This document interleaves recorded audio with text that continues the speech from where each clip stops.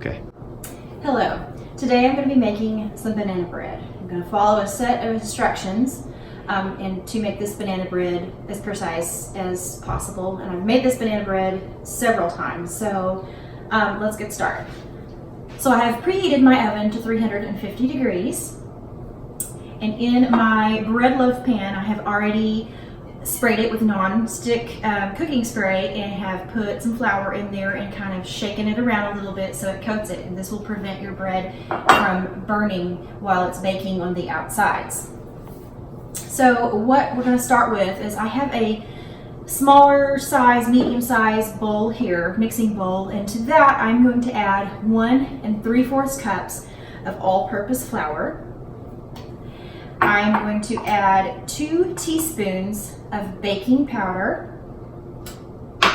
I'm going to add a 1/2 teaspoon of baking soda. And I have a 1/4 teaspoon of salt. And so what I'm going to do now to this mixture is I'm just going to take this little whisk and just thoroughly combine my dry ingredients. Now that I have my dry ingredients combined, looks like we missed a little bit there. Sometimes it doesn't want to come all the way out of the bowl.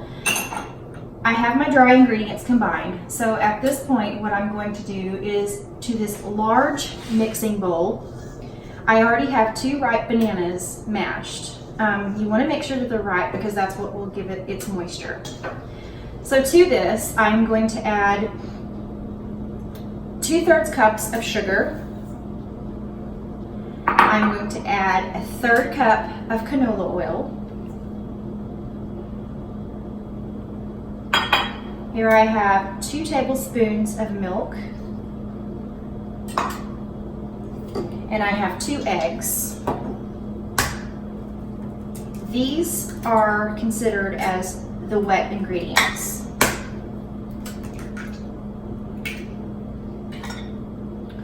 And so what I'm going to do is sometimes I use this, but I find that a lot of times this works better, so I'm just going to go with this today. So what I want to do now is I want to combine all of my wet ingredients.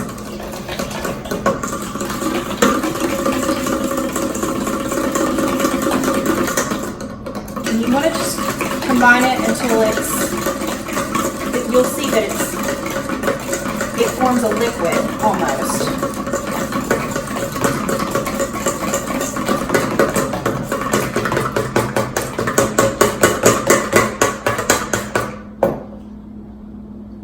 That's about right. So now what I'm going to do is I'm going to add our dry ingredients.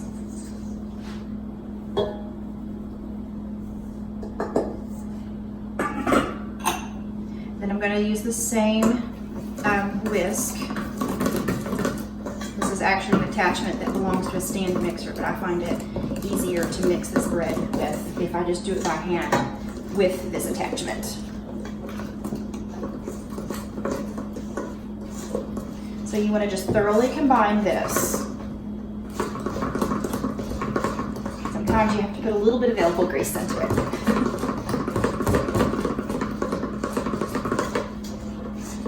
And it doesn't take a whole lot because of the liquid. The wet ingredients turn out, like I said, with some liquid. So it doesn't take a lot to combine it.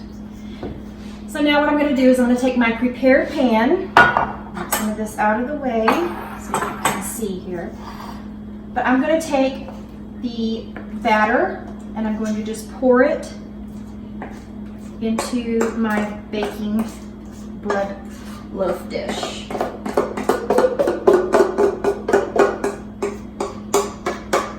You want to get as much as you can out of this bowl, as much of your batter as possible.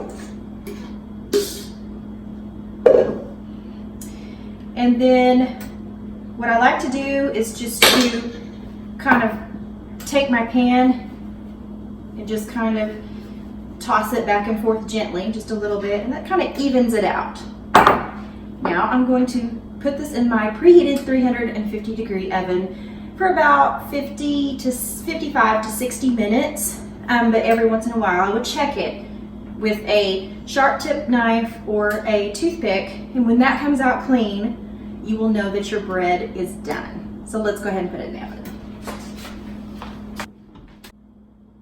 So I've just taken the banana bread out of the oven, and I inserted a sharp knife tip in the middle to make sure that it was completely done and it came out completely clean. So what I'm going to do is I'm going to run just a butter knife around the edges of this bread just to loosen it up. And you'll want to do that after you have let this bread rest in the pan for at least 5 minutes after taking it out of the oven.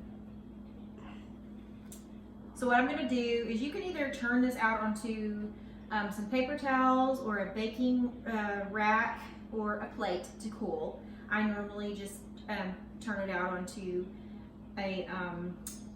some clean paper towels, and then I just turn it over and let it finish cooling. Then you'll just kind of have to turn it over like that.